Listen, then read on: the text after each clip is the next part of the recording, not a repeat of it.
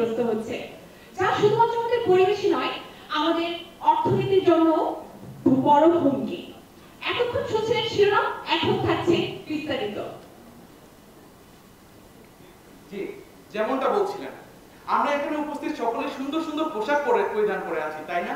এবং এইরকম made in Bangladesh থাকতে হয়তো আমাদের প্রত্যেকের পোশাকের লেভেলে অত্যন্ত গর্বের সহকারে তার অবস্থান জানান দিচ্ছে। কিন্তু আমরা কি জানি, ঠিক বৈশ্বিক চাহিদার এই যুগে বাংলাদেশ যখন পোশাক রপ্তানির দিক থেকে ঠিক দ্বিতীয় স্থানে অবস্থান করছে, ঠিক তেমনি প্রি কনজিউমার ওয়েস্ট উৎপাদনের দিক থেকেও কিন্তু আমরা দ্বিতীয় অবস্থানে রয়েছি।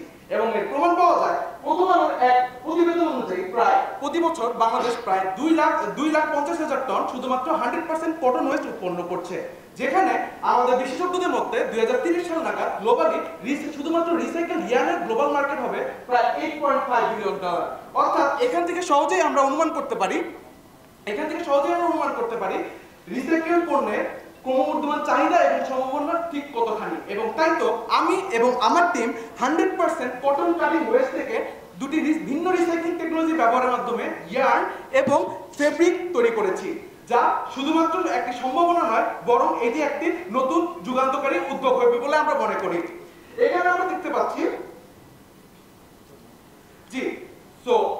আমরা দেখতে পাচ্ছি আমরা বর্তমান সময়ে টেক্সটাইল ইন্ডাস্ট্রি যে বাজে সময়ের মধ্যে দিয়ে যাচ্ছি, সেখান থেকে পরিত্রাণের এক অন্যতম উপায় হতে পারে সার্কুলার ইকোনমি। এবং সার্কুলার ইকোনমিতে যেখানে শুধু ওয়েস্টকে ওয়েস্ট হিসেবে দেখা হবে না, বরং দেখা হবে সম্পদে। এবং এই পর্যায়ে আমি ধন্যবাদ এবং কৃতজ্ঞতা জানাতে চাচ্ছি আমি আমার টিমকে এবং এর সাথে সাথে আমাদের প্রজেক্ট স্ট্র্যাটেজিস্ট জনাব মোহাম্মদ আজহার আলী স্যার সহ আমাদের ফ্যাক্টরি সুপারভাইজার এবং প্রজেক্ট সুপারভাইজারদের, যাদের সাহায্য সহযোগিতা এবং গাইডলাইন ছাড়া এই প্রজেক্ট সম্পূর্ণ করা কখনোই সম্ভব হতো না। তাহলে এবার একটু চোখ রাখা যাক আমাদের টেক্সটাইল ইন্ডাস্ট্রিতে এখন বর্তমানে ওয়েস্ট ম্যানেজমেন্ট নিয়ে কি হচ্ছে।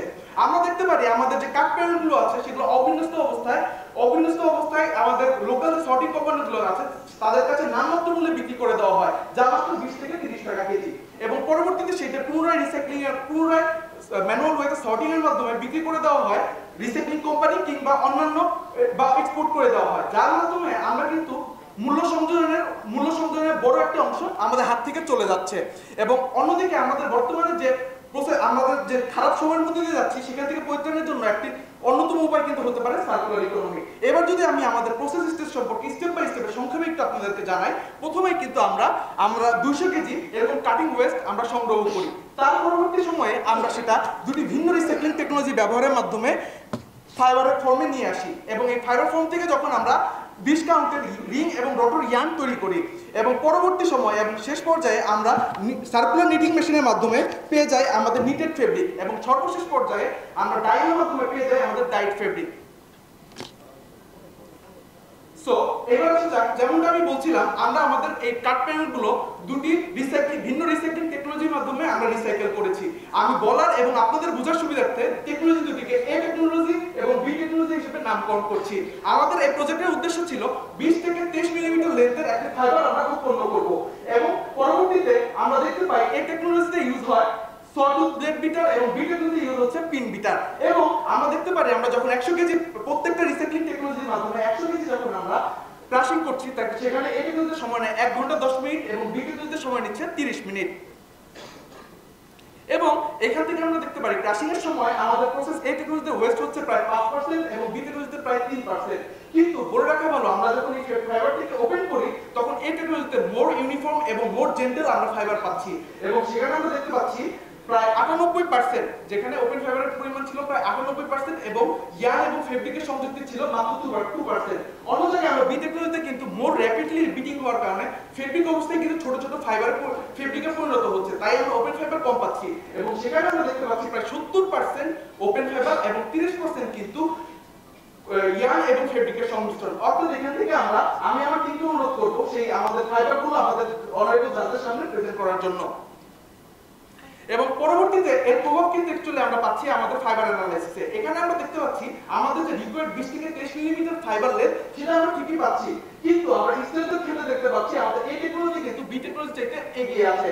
আমি এখানে সবুজ মার্ক দিয়ে এই টেকনোলজি এবং কিছুটা গাঢ় লালের দিক থেকে আমি এটা বি টেকনোলজি হিসেবে এখানে প্রকাশ করেছি। এবং শর্ট ফাইবার পার্সেন্টেজও কিন্তু এ টেকনোলজি চাইতে বি টেকনোলজিতে খুব বেশি, যেখানে এ টেকনোলজিতে মাত্র 30, সেখানে বি টেকনোলজিতে শতকরা 40% আমাদের শর্ট ফাইবার। এবং পরবর্তীতে আমরা এই যে আনওপেন ফাইবারটা আমরা বি টেকনোলজিতে পেলাম, সেটাও কিন্তু আমরা আমাদের কার্ডিং ক্ষেত্রে আমাদের প্রভাব পড়ে। এবং কার্ডিং আমরা দেখতে পাই যেখানে আমরা রিং ইয়ার্নের ক্ষেত্রে 70 এবং 30 রেশিওতে তৈরি করি, যেখানে 70% আমাদের ভার্জিন কটন এবং 30% রিসাইকেল কটন। এখানে আমরা দেখতে পাই যেহেতু আনওপেন ফাইবারগুলো কার্ডিং এ দিচ্ছি, সেটা প্যারালাল হতে বেশি সময় লাগে এবং এখানে প্রসেস ওয়েস্টও বেশি হয়। এবং আমাদের যে কার্ডিং ওয়্যারগুলো আছে সেগুলোর সাথে ফেব্রিক এবং ইয়ার্ন মিশে সেই কার্ডিং ওয়্যারগুলোর লাইফ টাইমও কিন্তু অনেকটাই কমিয়ে দেয়। এবং এর প্রভাব কিন্তু আমরা দেখতে পাচ্ছি এখানে নেক্সের পরিমাণ এই টেকনোলজিতে মাত্র 58 এবং বি টেকনোলজিতে প্রতি গ্রামে কিন্তু নেক্সের পরিমাণ 77 এবং নেক্স রিকভার এফিসিয়েন্সিও কিন্তু এই টেকনোলজি থেকে বি টেকনোলজিতে বেশ কম। এবং এর পরবর্তীতে যখন আমরা রটারিয়ানের জন্য 50-50 রেশিও দেখি, তখন আমরা সেম ব্যাপারটাই দেখতে পাই যে আমরা নেফের পরিমাণ এই টেকনোলজি থেকে বি টেকনোলজিতে বেশি এবং এই নেফ রিমুভাল এফিসিয়েন্সিটাও কিন্তু এই টেকনোলজি থেকে বি টেকনোলজিতে বেশ কম। এবং পরবর্তীতে আমরা এখন যখন ইয়ার্ন অ্যানালাইসিসটা যাই, তখন আমরা ডিসকাউন্টের জন্য যখন 70 এবং 30 রিসাইকেলড 70-30 রিসাইক্লিং এর মাধ্যমে আমরা যখন ইয়ার্নটা তৈরি করি, পরবর্তীতে এখানে আমরা দেখতে পাই নেফ এবং আইপিআই অর্থাৎ ইমপারফেকশন ইনডেক্স এই দুই ক্ষেত্রে আমাদের এই টেকনোলজি এগিয়ে। তবে বলে রাখা ভালো, বি টেকনোলজি কিন্তু আবার সিএসপি স্ট্রেন্থ যেটা আছে সেখানে কিন্তু আমরা দেখতে পাচ্ছি রিং ইয়ার্নের ক্ষেত্রে আমাদের সিএসপি স্ট্রেন্থটা হচ্ছে বি টেকনোলজির বেশি, প্রায় 2.3%। এবং আমরা যখন রোটোরিয়াম তৈরি করছি সেক্ষেত্রে আমরা আবার দেখতে পাই নেফ, আইপিআই এবং সিএসপি সব ক্ষেত্রের দিক থেকে আমাদের এই টেকনোলজিটা বেশ ভালো পারফর্ম করছে। এবং আমরা যখন ইয়ার্ন তৈরি করি, আমরা যখন ইয়ার্ন থেকে আমরা ফেব্রিক এবং ডাইট ফেব্রিক তৈরি করি, আমাদের নিটিং এর মাধ্যমে আমরা যে ফেব্রিকটা পাই সেটা পাই 160 জিএসএম এবং ডাইট ফেব্রিকের মাধ্যমে যে ফেব্রিকটা পাই সেটা পাই 175 জিএসএম। এবং আমরা এখান থেকে ব্রাশিং স্টেপ যে আমরা এই টেকনোলজির মাধ্যমে রিং ইয়ার্নের যে ফেব্রিকটা তৈরি করেছি সেখানে আমরা ব্রাশিং স্টেপ পাচ্ছি 600+ কিলো প্যাসকেল। অন্যদিকে আমরা বিটেক ফেব্রিকের ক্ষেত্রে পাচ্ছি 404.6। অন্যদিকে আমরা ডাইট ফেব্রিকের ক্ষেত্রে যেটা ছিল 419.7 সেটা কিন্তু আমরা দেখা গেছে রিং এর ক্ষেত্রে সেটা পাচ্ছি 400.7 কিলো প্যাসকেল। ওয়েল, এবং সবশেষে আমরা যখন বি টেকনোলজির মাধ্যমে দেখছি সেখানে আমরা সব ক্ষেত্রেই আমরা দেখছি এই টেকনোলজি ভালো পারফর্ম করছে অ্যাকচুয়ালি। সো এর পরবর্তীতে একদম ফাইনাল স্টেজে যখন আমরা কোয়ালিটি মেজার করতে যাই আমাদের এই ফেব্রিকগুলোর, তখন আমরা দেখতে পাই যে আমাদের আলহামদুলিল্লাহ আমাদের কোয়ালিটি প্রত্যেকটাই আমাদের colour fastness two perforation, graphic এবং ওয়াশ প্রত্যেকটা ক্ষেত্রে আমরা আমাদের কাঙ্ক্ষিত ফলাফলটি পাই, যদি আমরা পিলিং এর ক্ষেত্রে কিছুটা আমাদের কাঙ্ক্ষিত ফলাফল মিট করতে পারিনি।